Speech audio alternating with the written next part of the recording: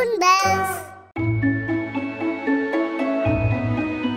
ಮಾವಿನ ಮರ, ನಾವು ನಿಮಗೆ ಎಷ್ಟೊಂದು ಮರ್ಯಾದೆ ಕೊಡ್ತಾ ಇದ್ವಿ, ಮತ್ತೆ ನೀನ್ ನಮಗೆ ಈ ರೀತಿ ಉತ್ತರ ಕೊಟ್ಟಿಯಾ? ಇದು ನನ್ನ ತಪ್ಪಿಂದ ಆಗಿಲ್ಲ. ಈಗ ನಾವು ನಿಮ್ಮ ಒಂದು ಹಣ್ಣನ್ನು ತಿನ್ನೋದಿಲ್ಲ, ಯಾರು ನಿನ್ನ ಹತ್ರ ಯಾವತ್ತೂ ಮಾತಾಡೋದಿಲ್ಲ. ಗೆಳೆಯರೇ, ನನ್ನ ಮಾತು ಕೇಳಿ. ಮಳೆಗಾಲ ಮತ್ತು ಮಾವಿನ ಮನೆ.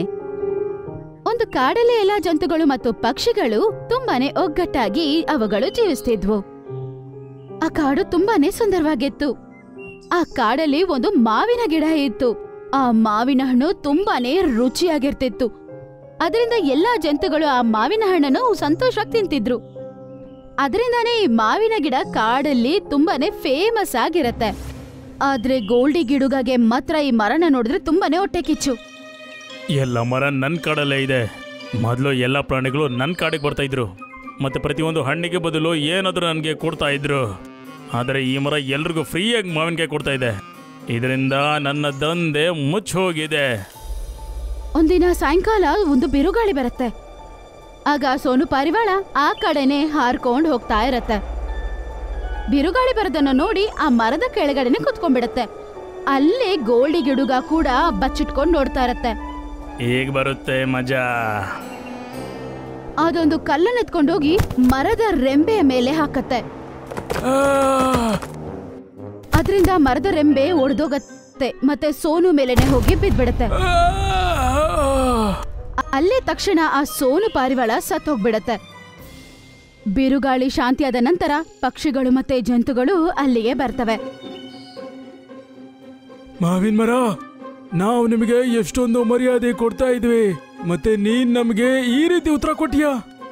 ಇದು ನನ್ನ ತಪ್ಪಿಂದ ಆಗಿಲ್ಲ. ಗಾಳಿ ತುಂಬಾ ವೇಗವಾಗಿತ್ತು, ಮತ್ತೆ ನಿನ್ನ ಕೊಂಬೆನ ನಿಭಾಯಿಸಬೇಕಾಗಿತ್ತು. ನಿನ್ನ ಕಾರಣದಿಂದ ನಮ್ಮ ಸೋನು ಪಾರಿವಾಳ ಸೋತೋಯ್ತು. ಈಗ ನಾವು ನಿಮ್ಮ ಒಂದು ಹಣ್ಣನ್ನು ತಿನ್ನೋದಿಲ್ಲ, ಯಾರು ನಿನ್ನ ಹತ್ರ ಯಾವತ್ತೂ ಮಾತಾಡೋದಿಲ್ಲ. ಗೆಳೆಯರೇ, ನನ್ನ ಮಾತು ಕೇಳಿ. ಎಲ್ಲರೂ ಅಲ್ಲಿಂದ ಹೋಗ್ಬಿಡ್ತಾರೆ. ಅದರ ನಂತರ ಪಾಪ ಅವನು ಒಬ್ಬಂಟಿ ಆಗ್ಬಿಡ್ತಾನೆ. ದಿನ ರಾತ್ರಿ ಹಗಲು ಅಂತ ಅಳ್ತಾನೆ ಇರ್ತಾನೆ. ಅದೇ ಕಾಡಲ್ಲಿ ಮೀನು ಪಕ್ಷಿ ಕೂಡ ಜೀವಿಸ್ತಿತ್ತು. ಅದಕ್ಕೆ 3 ಮಕ್ಕಳು ಇದ್ದರು. ಮಕ್ಕಳೇ, ನೀವು ಎಲ್ಲೂ ಹೋಗ್ಬಾರ್ದು. ನಿಮಗೆ ಆಹಾರ ತಗೊಂಬರೋಷ್ಟೊತ್ತಿಗೆ ಸಾಯಂಕಾಲ ಆಗತ್ತೆ. ಅದಕ್ಕೆ ನೀವು ಮನೆಯಲ್ಲೇ ಇರ್ಬೇಕು, ಆಯ್ತಾ? ಮಮ್ಮಿ, ಯಾವುದೇ ಪಕ್ಷಿ ಆಹಾರ ತರಕ್ ಹೋದ್ರು ಒಂದೇ ಅವರಲ್ಲಿ ಬಂದ್ಬಿಡುತ್ತೆ. ಆದ್ರೆ ನೀನು ಮಾತ್ರ ನಮಗೆ ಹಣ್ಣು ತರೋದಕ್ಕೆ ಯಾಕಮ್ಮ 1 ದಿನ ಆಗತ್ತೆ? ಮಕ್ಕಳೇ, ನಮ್ಮ ಕಾಡಲ್ಲಿ ಬರೀ ಮಾವಿನ ಮರ ಬಿಟ್ರೆ ಬೇರೆ ಏನೂ ಇಲ್ಲ. ಅಲ್ಲಿಂದ ಮಾವಿನ ಹಣ್ಣು ನಾವು ತರಕ್ಕಾಗಲ್ಲ. ಕಾಡಲ್ಲಿರುವ ಜಂತುಗಳು ಮತ್ತೆ ಪಕ್ಷಿಗಳು ಗೋಲ್ಡಿ ಗಿಡುಗ ತೋಟದಲ್ಲಿಂದ ಹಣ್ಣು ಖರೀದಿ ಮಾಡ್ಕೊಂಡ್ ಬರ್ತಾರೆ. ಆದ್ರೆ ನಮ್ಮ ಹತ್ರ ದುಡ್ಡಿಲ್ಲ ಅಲ್ವಾ? ಅದ್ರಿಂದಾನೇ ನಾನು ಬೇರೆ ಕಾಡಿಗೆ ಹೋಗಿ ನಿಮ್ಗೋಸ್ಕರ ಹಣ್ಣು ತಗೊಂಡ್ ಬರ್ತೀನಿ. ಅದಕ್ಕೆ ನನಗೆ ಹಣ್ಣು ತರಕ್ಕೆ ತುಂಬಾನೇ ಲೇಟ್ ಆಗತ್ತೆ. ಸರಿ ಅಮ್ಮ, ನೀನು ಭದ್ರವಾಗಿ ಹೋಗ್ಬಾ. ಮೀನು ಪಕ್ಷಿ ಆಹಾರ ತರಕ್ಕೆ ಹೋಗಿರುತ್ತಲ್ವಾ, ತುಂಬಾನೇ ಲೇಟ್ ಆಗ್ಬಿಟ್ಟಿರುತ್ತೆ. ಪಾಪ ಮಕ್ಕಳು ನೋಡ್ತಾ ಇರ್ತಾರೆ ಅಮ್ಮನ್ಗೋಸ್ಕರ. ಇನ್ನೊಂದ್ ಕಡೆ ಮೀನು ಪಕ್ಷಿ ಬರಕ್ಕಿಂತ ಮುಂಚೆನೆ ಪಾಪ ಜೋರಾಗಿ ಮಳೆ ಬರಕ್ಕೆ ಶುರು ಆಗ್ಬಿಡತ್ತೆ. ಅಯ್ಯೋ ಅಮ್ಮ, ಏನು ಇನ್ನು ಬಂದೇ ಇಲ್ಲ? ನೋಡಿದ್ರೆ ಮಳೆ ಇಷ್ಟು ಜೋರಾಗಿ ಹಿಡ್ಕೊಂಡಿದೆ. ಅಮ್ಮ ಭದ್ರವಾಗಿ ಮನೆಗೆ ಬರ್ಬೇಕು. ಅದೇ ಸಮಯದಲ್ಲಿ ಗೋಲ್ಡಿ ಅಲ್ಲಿಗೆ ಬರ್ತಾನೆ. ಮೀನು ಹಕ್ಕಿ ಎಲ್ಲಿದೆ? ಈ ಮೀನು ಹಕ್ಕಿ. ಅದನ್ನ ನೋಡಿದ ತಕ್ಷಣ ಪಾಪ ಮಕ್ಕಳು ಭಯ ಪಡ್ತಾರೆ. ಅಕ್ಕಪಕ್ಕದಲ್ಲಿರುವ ಬೇರೆ ಪಕ್ಷಿಗಳು ಅಲ್ಲಿಗೆ ಬರ್ತವೆ. ಏನಾಯ್ತು ಗೋಲ್ಡಿ ಹದ್ದು? ಯಾಕೆ ಮಕ್ಕಳ ಮೇಲೆ ರೇಗ್ತಾ ಇದೀಯಾ? ಅಷ್ಟರಲ್ಲಿ ಮೀನು ಪಕ್ಷಿ ಅಲ್ಲಿಗೆ ಬಂದ್ಬಿಡತ್ತೆ. ಅದರ ಬಾಯಲ್ಲಿ ಮಕ್ಕಳಿಗೋಸ್ಕರ ಆಪಲ್ ಇರತ್ತೆ. ನೋಡಿ ಮಕ್ಕಳೇ, ನಾನು ಬಂದ್ಬಿಟ್ಟೆ. ಆಗ ಅದು ಬೇರೆ ಪಕ್ಷಿಗಳನ್ನ ನೋಡುತ್ತೆ. ಗೋಲ್ಡಿ ಹದ್ದು, ನೀವೇನ್ ಮಾಡ್ತಿದ್ದೀರಾ ಇಲ್ಲಿ? ನೀವೆಲ್ಲರೂ ಇಲ್ಲಿ ಏನ್ ಮಾಡ್ತಿದ್ದೀರಾ? ಏನಾಯ್ತು? ನೋಡಿದ್ರ ನೀವೆಲ್ಲ ಈಕೆ ಮಾಡಿರೋ ಕಳ್ತನವನ್ನ ಹೇಗ್ ನೋಡಿ ಹೆಂಗ್ ಮಾತಾಡ್ತಾ ಇದೆ. ಈಕೆ ದಿನ ನನ್ನ ಜಾಗಿಂದ ಹಣ್ಣು ಕದೀತಾಳೆ, ಮತ್ತೆ ಆಕೆ ಮಕ್ಕಳಿಗೆ ತಿನ್ನಿಸ್ತಾಳೆ. ಅರೆ, ನಾನ್ ಏನೋ ಆತರ ಕೆಲಸ ಮಾಡಿಲ್ಲ. ನಾನು ಪಕ್ಕದ ಕಾಡಿಗೆ ಹೋಗಿ ಕಷ್ಟಪಟ್ಟು ಅಲ್ಲಿರೋ ಕಾಡಿಂದ ಆಹಾರ ತಗೊಂಡ್ ಬಂದೆ. ಮೀನು, ನೀನು ಹೇಳ್ತಾ ಇರೋದು ಸರಿ ಇಲ್ಲ. ನೀನ್ ಗೋಲ್ಡಿ ಹದ್ದು ಕಾಡಿಂದ ಹಣ್ಣು ಕದ್ದು ನಿನ್ನ ಮಕ್ಕಳಿಗೆ ತಿನ್ನಿಸ್ತೀಯಾ? ಹಾ, ಈಕೆ ಹತ್ರ ನನಗೆ ಕೊಡೋಕೆ ಏನು ಇಲ್ವಲ್ಲ, ಹಾಗಾಗಿ ಈಕೆ ಈ ರೀತಿ ಮಾಡ್ತಾಳೆ. ಮತ್ತು ಆಕೆ ಹೇಳೋದು ಬೇರೆ ಕಾಡಿಂದ ಹೋಗಿ ಹಣ್ಣು ತಗೊಂಬರ್ತಾಳಂತ. ಎಷ್ಟು ಹೊತ್ತು ಹೇಳಿದ್ರು ಯಾರು ನಂಬೋದಿಲ್ಲ. ಹೆಂಗ್ ಅದನ್ನ ಪ್ರೂವ್ ಮಾಡೋದಂತ ಕೂಡ ಪಾಪ ಅದಕ್ಕೆ ಗೊತ್ತಾಗಿಲ್ಲ. ಮೀನು, ಈ ವಿಷಯ ನಮ್ಮ ಕಾಡಿಗೆ ಖಂಡಿತ ಸರಿ ಇಲ್ಲ. ನೀನ್ ಈಗಿಂದ ಈಗಲೇ ಗೋಲ್ಡಿ ಹದ್ದಿನ ಹಣ್ಣಿಗೆ ಏನಾದ್ರೂ ಕೊಡಬೇಕು. ನಾನು ಇದಕ್ಕೆ ಏನ್ ಕೊಡಕ್ಕಾಗತ್ತೆ? ಇದಕ್ ಕೊಡಕ್ಕೆ ನನ್ನ ಹತ್ರ ಬೇರೆ ಏನೂ ಇಲ್ಲ. ನಿನ್ನ ಹತ್ರ ತಿನ್ನಕ್ಕೇನಿಲ್ಲ ಅಂದ್ರೆ ಏನು? ಈ ಮನೆ ಇದೆಯಲ್ಲ, ಇಷ್ಟು ದಿನದಿಂದ ನೀನು ಹಣ್ಣು ಕದ್ಕೊಂಬರ್ತಾ ಇದೀಯಾ. ಹಾಗಿದ್ಮೇಲೆ ಇಷ್ಟಾದ್ರೂ ಹಾಗೆ ಆಗುತ್ತೆ. ಈ ಮನೆ ನನಗೆ ಕೊಟ್ಬಿಡು. ದಯವಿಟ್ಟು ಹಂಗ್ ಮಾತಾಡ್ಬೇಡ. ಈ ಮನೆ ಅಂತೂ ನಾನು ನಿಂಗೆ ಕೊಟ್ಬಿಡ್ತೀನಿ. ಆದ್ರೆ ಇವಾಗ್ಲೇ ಇಲ್ಲಿಂದ ಹೋಗ್ಬೇಕು ಅಂತಂದ್ರೆ ನಾನು ಮಕ್ಕಳು ಎಲ್ಲಿ ಹೋಗ್ತೀವಿ? ದಯವಿಟ್ಟು ಹಂಗ್ ಮಾಡ್ಬೇಡ. ಮೀನು, ನೀನ್ ಈ ಮನೆ ಬಿಟ್ಟು ಹೋಗ್ಲೇಬೇಕು. ಇಲ್ಲಾಂದ್ರೆ ಈ ಗೋಲ್ಡಿ ಹದ್ದಿಗೆ ಅನ್ಯಾಯ ಆಗುತ್ತೆ. ಎಲ್ಲ ಪಕ್ಷಿಗಳು ಸೇರ್ಕೊಂಡು ಪಾಪ ಅವ್ರನ್ನ ಅಲ್ಲಿಂದ ಕಳಿಸ್ಬಿಡ್ತಾರೆ. ಆದ್ರೆ ನಂತರ ಗೋಲ್ಡಿ ಸಂತೋಷ ಪಡುತ್ತೆ. ಬನ್ನಿ ಮಕ್ಕಳೇ, ಮಳೆ ಜಾಸ್ತಿ ಆಗ್ತಿದೆ. ನಾವು ಬೇಗ ನಾವಿರೋದಕ್ಕೆ ಯಾವ್ದಾದ್ರು ಜಾಗ ಹುಡ್ಕೋಣ. ಮಳೆ ಅಂತೂ ತುಂಬಾ ಜೋರಾಗಿ ಬರ್ತಿರತ್ತೆ. ರೆಕ್ಕೆ ಎಲ್ಲ ಒದ್ದೆ ಆಗಿರೋ ಕಾರಣದಿಂದ ಹಾರಕ್ಕೆ ಕೂಡ ಪಾಪ ಅವಳಿಗೆ ತುಂಬಾನೇ ಕಷ್ಟ ಆಗ್ತಿತ್ತು. ಎಷ್ಟು ಕಷ್ಟ ಆದ್ರೂ ಪಾಪ ಅವಳು ನಂಬಿಕೆಯಿಂದ ಹಾರಕ್ಕೆ ಶುರು ಮಾಡ್ತಾಳೆ. ಮಕ್ಕಳು ಕೂಡ ಹಿಂದೆನೆ ಹಾರ್ಕೊಂಡು ಹೋಗ್ತಿರ್ತಾರೆ. ಕೊನೆಗೆ ಮಕ್ಕಳು ಎಷ್ಟೊತ್ತಂತ ಹಾರ್ತಾರೆ. ಅಮ್ಮ, ರೆಕ್ಕೆಲ್ಲ ನೋವ್ತದೆ ಅಮ್ಮ. ಧೈರ್ಯ ಮತ್ತೆ ನಂಬಿಕೆ ಇರೋ ತಾಯಿಯ ಮಕ್ಕಳು ನೀವು ಕೂಡ ನನ್ನ ಹಂಗೆ ಧೈರ್ಯವಾಗಿ ಹಾರ್ಕೊಂಡು ಬರ್ಬೇಕು. ವೇಗವಾಗಿ ಬರುತ್ತಿದ್ದ ಈ ಒಂದು ಗಾಳಿಯ ಕಾರಣದಿಂದ ಆ 3 ಮಕ್ಕಳು ಹಂಗೆ ಹಿಂದ್ಗಡೆ ಹೊಡ್ಕೊಂಡು ಹೋಗ್ತಾರೆ. ಮಕ್ಕಳು ಮೂವರು ಆ ಮಾವಿನ ಮರದ ಕೆಳಗಡೆ ಹೋಗಿ ಬೀಳ್ತಾರೆ. ಅಲ್ಲಿ ತುಂಬಾನೇ ಒಣಗಿ ಇರತ್ತೆ. ಮಳೆ ಕೂಡ ಬರ್ತಿಲ್ಲ, ಗಾಳಿ ಕೂಡ ಇಲ್ಲ. ಆಮೇಲೆ ಅದೇ ಕ್ಷಣದಲ್ಲಿ ಅಲ್ಲಿಗೆ ಮೀನು ಕೂಡ ಬರ್ತಾಳೆ. ಅರೆ ಮೀನು ಹಕ್ಕಿ, ನೀನ್ ಇಷ್ಟು ಜೋರ್ ಮಳೆಯಲ್ಲಿ ಮಕ್ಕಳ ಜೊತೆಗೆ ಎಲ್ಲಿ ತಿರುಗ್ತಾ ಇದೀಯಾ? ನೀನು ಮನೇಲಿ ಇರ್ಬೇಕಲ್ವಾ? ಮಾವು ಮರ, ನಾನು ಮನೆಯಲ್ಲೇ ಇದ್ದೆ. ಅದೇ ನಾನೇನೋ ಕಳ್ತನ ಮಾಡ್ದೆ ಅಂತ ಸುಮ್ಮನೆ ನನ್ನ ಮೇಲೆ ಅಭಾಂಡ ಹಾಕಿ ನನ್ನನ್ನ ಮನೆಯಿಂದಾನೇ ಕಳಿಸ್ಬಿಟ್ರು. ಆ ದುಷ್ಟನ ಕೆಲಸನೇ ಇದು. ಏನ್ ತೊಂದರೆ ಇಲ್ಲ, ಈಗ ನೀನು ಆರಾಮಾಗಿರ್ಬೋದು. ಈಗ ನೀನು ಯಾರ ಕಾಳಜಿ ವಹಿಸೋದು ಅವಶ್ಯಕತೆ ಇಲ್ಲ. ಹಾಗಾದ್ರೆ ನಾನು ಎಲ್ಲಿರೋದು? ಮೊದಲು ನೀವೆಲ್ಲ ನಿಮ್ಮ ಹೊಟ್ಟೆ ತುಂಬಿಸ್ಕೊಳ್ಳಿ. ಹಂಗಂತ ಹೇಳಿ ಅದು 4 ಮಾವು ಕೆಳಗಡೆ ಹಾಕತ್ತೆ. ಅರೆ ವಾ, ಇದು ಎಷ್ಟು ದೊಡ್ಡ ದೊಡ್ಡ ಮಾವು! ಹಂಗಂತ ಹೇಳಿ ಅವ್ರು ಎಲ್ಲರೂ ಸಂತೋಷವಾಗಿ ತಿನ್ನಕ್ ಶುರು ಮಾಡ್ತಾರೆ. ಅದನ್ನು ನೋಡಿ ಮಿಂಕು ಅದು ಕೂಡ ಮಾವು ತಿನ್ನಕ್ ಶುರು ಮಾಡುತ್ತೆ. ಅದ್ರ ನಂತರ ಅವಳು ಅಂತಾಳೆ, ತುಂಬಾ ಧನ್ಯವಾದ. ಸರಿ, ಈಗ ನಾವು ಹೊರಡ್ತೀವಿ. ಇಲ್ಲ, ನೀವೆಲ್ಲೂ ಹೋಗೋ ಅವಶ್ಯಕತೆ ಇಲ್ಲ. ನಾನು ನಿಮ್ಗೆ ಮಾವಿನ ಮನೆ ಮಾಡಿ ಕೊಡ್ತೀನಿ. ಏನು, ಮಾವಿನ ಮರನ? ಏನ್ ಹೇಳ್ತಿದ್ಯಾ? ಈಗ ನೋಡು. ಹಂಗಂತ ಹೇಳಿ ತುಂಬಾ ಹಣ್ಣುಗಳನ್ನು ಕೆಳಗಡೆ ಬಿಸಾಕತ್ತೆ. ಅದರ ನಂತರ ಅದು ಅದರಿಂದ ಮನೆಯನ್ನು ಸೃಷ್ಟಿ ಮಾಡುತ್ತೆ. ಅರೆ ವಾ, ಇದು ಎಷ್ಟು ಸುಂದರವಾಗಿದೆ ಗೊತ್ತಾ? ಅಮ್ಮ, ನಾವು ಯಾಕೆ ಮನೇಲಿ ಇರಬಾರ್ದು? ಯಾಕಿಲ್ಲ ಮಕ್ಕಳೇ, ನೀವು ಮತ್ತೆ ಮೀನು ಆರಾಮಾಗಿ ಇಲ್ಲಿ ಇರಬಹುದು. ಅದನ್ನ ಕೇಳಿಸ್ಕೊಂಡು ತುಂಬಾ ಸಂತೋಷ ಪಡ್ತಾರೆ ಮಕ್ಕಳು. ಅದರ ನಂತರ ಮೀನು ಜೊತೆಗೆ ಮಕ್ಕಳು ಎಲ್ಲರೂ ಸೇರ್ಕೊಂಡು ಮನೆ ಒಳಗಡೆ ಹೋಗ್ತಾರೆ. ಒಳಗಡೆ ಕುತ್ಕೊಳ್ಳೋದಕ್ಕಂತ ಮಾವಿನ ಹಣ್ಣಲ್ಲಿ ಚೇರ್ ಮಾಡಿರ್ತಾರೆ. ಅದು ಮಾತ್ರ ಅಲ್ಲ, ಆ ಮನೆ ಒಳಗಡೆ ಒಂದು ಕಿಟಕಿ ಇರುತ್ತೆ. ಆದ್ರಿಂದ ಅವರು ಆಚ್ ಕಡೆ ಇರೋ ಸೀನರಿನ ನೋಡಬಹುದು. ನೀನು ತುಂಬಾನೇ ಒಳ್ಳೆಯವನು. ನಿನಗೆ ತುಂಬಾ ತುಂಬಾ ಧನ್ಯವಾದ. ಮಾವಿನ ಮರ ನಗತ್ತೆ.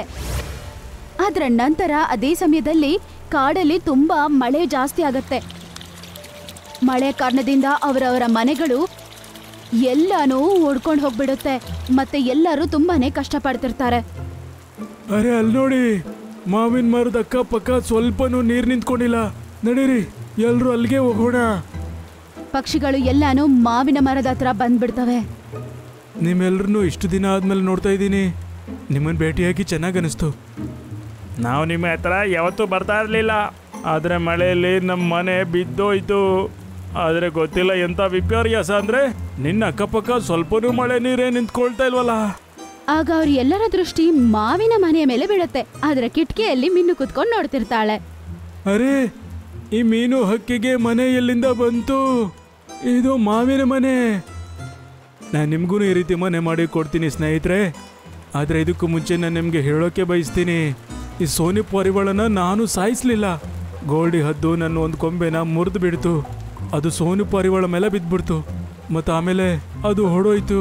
ಮತ್ತೆ ನೀವೆಲ್ಲರೂ ನನ್ನ ಮಾತನ್ನ ಕೇಳ್ದೇನೆ ನನ್ನ ಅಪರಾಧಿ ಮಾಡಿಬಿಟ್ರಿ. ಅದನ್ನ ಕೇಳಿಸ್ಕೊಂಡು ಎಲ್ಲರಿಗೂ ತುಂಬಾನೇ ಆಶ್ಚರ್ಯ ಆಗತ್ತೆ. ಗೋಲ್ಡಿ ಹದ್ದು ಇಷ್ಟೊಂದು ದುಷ್ಟನಾ? ನಮಗಿದ್ರ ಬಗ್ಗೆ ಗೊತ್ತೇ ಇರಲಿಲ್ಲ.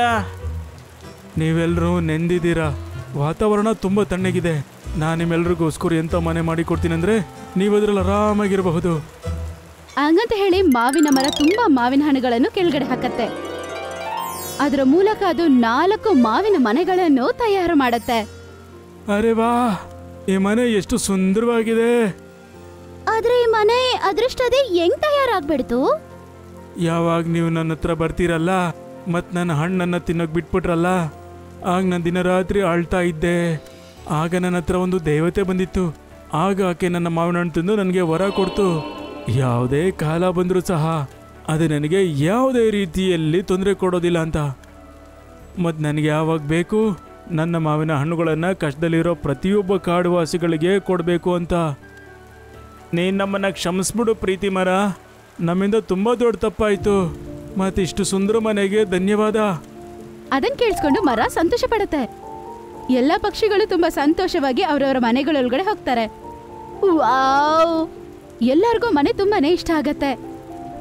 ಅವರೆಲ್ಲರೂ ಕಿಟಕಿ ಹತ್ರನೇ ಕೂತ್ಕೊಂಡು ಮಳೆಯನ್ನು ನೋಡ್ತಾ ಎಂಜಾಯ್ ಮಾಡ್ತಾ ಇರ್ತಾರೆ. ಆಗ ಗೋಲ್ಡಿ ಹದ್ದು ಅಲ್ಲಿಗೆ ಬರ್ತಾನೆ. ಇದೇನು ನೀವೆಲ್ಲರೂ ಈ ಮಾವಿನ ಮರದ ಹತ್ರ ಕೂತಿದ್ದೀರಾ? ಈತನು ಕೊಲೆಗಾರ ಅಂತ ಗೊತ್ತಿದ್ರು ನಮಗೆ ನಿನ್ನೆಲ್ಲ ಮೋಸ್ದಾಟ ಗೊತ್ತಾಗಿದೆ ಗೋಲ್ಡಿ. ಈಗ ನಮ್ಮ ಕಾಡಿಂದ ಹೊರಟೋಗು. ಅದನ್ನ ಕೇಳಿಸ್ಕೊಂಡು ಗೋಲ್ಡಿಗೆ ತುಂಬಾನೇ ಕೋಪ ಬರುತ್ತೆ. ಆಗ ಅದರ ಮೇಲೆ ಮಿಂಚು ಬೀಳುತ್ತೆ. ಆಗ ಅದು ಢಮ್ ಅಂತ ಕೆಳಗಡೆ ಬಿದ್ಬಿಡುತ್ತೆ. ಮರದ ಜೊತೆಗೆ ಅಲ್ಲಿರುವ ಬೇರೆ ಎಲ್ಲಾ ಪಕ್ಷಿಗಳು ನೋಡಿ ನಗಕ್ಕೆ ಶುರು ಮಾಡ್ಬಿಡ್ತಾರೆ.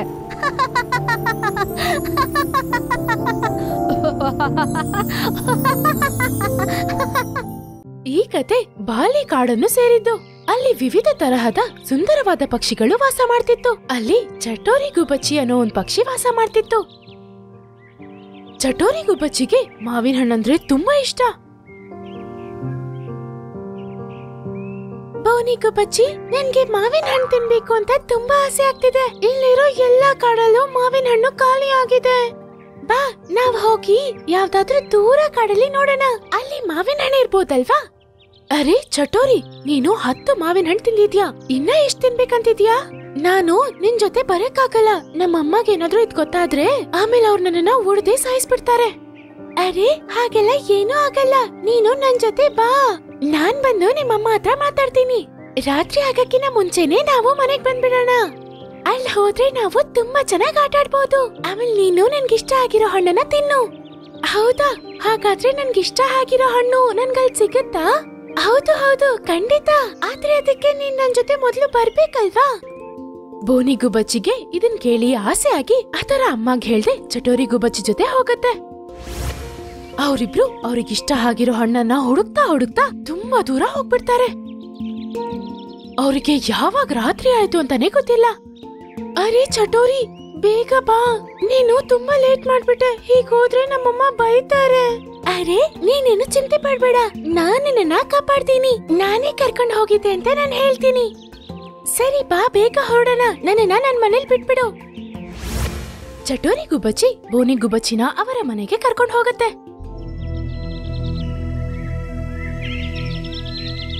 ಬೋನಿ, ನನಗ್ ಹೇಳ್ದೆ ನೀನ್ ಎಲ್ಲ ಹೋಗಿದ್ದೆ? ಇಷ್ಟು ರಾತ್ರಿ ಹೊತ್ತಲ್ಲಿ ನಾನು ನಿನ್ನ ಆಚೆ ಕಳ್ಸಲ್ಲ ಅಂತ ನಿನಗೆ ಗೊತ್ತಿರ್ಲಿಲ್ವಾ? ಬೋನಿ ಗುಬ್ಬಚ್ಚಿ ಅವರ ಅಮ್ಮಗೆ ತುಂಬಾ ಜಾಸ್ತಿ ಕೋಪ ಬರ್ತಿದ್ದನ್ನ ಚಟೋರಿ ಗುಬ್ಬಚ್ಚಿ ನೋಡ್ತು. ಅಲ್ಲಿಂದ ಹಾರೋಗ್ಬೇಕು ಅಂತ ಯೋಚನೆ ಮಾಡ್ತಿತ್ತು. ಆಮೇಲೆ ಬೋನಿ ಗುಬ್ಬಚ್ಚಿ ಅದರ ಅಮ್ಮ ಜೊತೆ ಬೈಸ್ಕೊಳ್ಳೋದನ್ನ ನೋಡಿ ಅದಲ್ಲಿಂದ ಹಾರೋಗತ್ತೆ. ಮಮ್ಮಿ, ದಯವಿಟ್ಟು ನನ್ನನ್ನ ಕ್ಷಮಿಸ್ಬಿಡಿ. ಆ ಚಟೋರಿ ಗುಬ್ಬಚ್ಚಿ ಹೇಳಿದ್ದನ್ನೆಲ್ಲ ಕೇಳಿ ನಾನು ಅದ್ರ ಜೊತೆ ಹೋದೆ. ನಂಗೆ ಇಷ್ಟವಾದ ಹಣ್ಣು ನನಗ್ ಸಿಗ್ಲಿಲ್ಲ. ನಿನ್ಗೇನ್ ಬುದ್ಧಿ ಇಲ್ವಾ?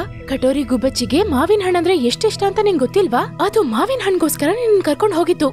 ಇಲ್ ನೋಡು ಮಗಳೇ, ಯಾರ್ ಹೇಳೋದನ್ನು ನೀನ್ ಕೇಳ್ಬಾರ್ದು. ಅದ್ ನಿನ್ನ ಅಲ್ಲೇ ಬಿಟ್ಬಿಟ್ಟಿದ್ರೆ ಇವತ್ತಿಂದ ನಿನ್ ಚಟೋರಿ ಗುಬ್ಬಚ್ಚಿದ್ರ ಮಾತೇ ಆಡ್ಬಾರ್ದು, ಸರಿನಾ? ಸರಿ ಅಮ್ಮ, ಇವಾಗ ನನ್ಗೂ ಗೊತ್ತಾಯ್ತು ಚಟೋರಿ ಮಾವಿನ ಹಣ್ಗೋಸ್ಕರ ಏನ್ ಬೇಕಾದ್ರೂ ಮಾಡುತ್ತೆ ಅಂತ. ಆಮೇಲೆ ಮಾರನೇ ದಿವಸನೇ ಅವ್ರಿಬ್ರಿಗೂ ಫ್ರೆಂಡ್ಶಿಪ್ ಕಟ್ ಆಗ್ಬಿಡತ್ತೆ. ಆಮೇಲೆ ಚಟೋರಿ ಗುಬ್ಬಚ್ಚಿ ಒಂಟಿಯಾಗಿತ್ತು. ಆಮೇಲೆ ಅದ್ ಯೋಚನೆ ಮಾಡುತ್ತೆ, ಕಾಡಲ್ಲಿರೋ ಎಲ್ಲಾ ಪಕ್ಷಿಗಳನ್ನು ಏಮಾರಿಸಿ ಅದಕ್ಕೆ ಇಷ್ಟವಾದ ಮಾವಿನ ಹಣ್ಣು ತಗೊಳ್ಳೋಣ ಅಂತ ಅನ್ಕೊಳ್ಳುತ್ತೆ. ಅರೆ ನಟ್ಕಟ್ ಕೋತಿ, ಬೋನಿ ನಿನ್ನ ಅವಾಗಿಂದ ಕರೀತಾವ್ರೆ. ಅದೇ ನಿನ್ನ ಹತ್ರ ಹೇಳಕ್ಕೆ ಅವ್ರು ನನ್ನನ್ನ ಕಳ್ಸಿದ್ರು.